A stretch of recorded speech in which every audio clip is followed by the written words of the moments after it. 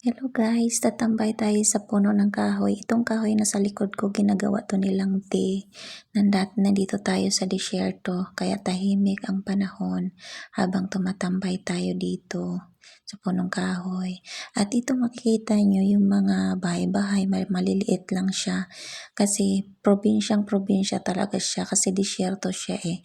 At wala akong makikita ng mga bahay ng mga first floor, second floor, third floor, mga hanggang fourth floor, wala. Mga maliliit lang sila, yung nasa baba lang, first floor lang, yung mga ganon. Tas mga maliliit lang, maliwala sila tingnan at maganda naman kasi probinsya nga at wala kang makikita mga sasakyan halos, konti-konti lang. Dito may mga maliit naman tindahan pero pang probinsya lang talaga, hindi yung grocery na malalaki. Yun makikita mo, malilit lang talaga yung bahay. Habang naglalakbay kami, naisip ko, wala talaga akong nakitang bahay na malalaki. Puro maliliit.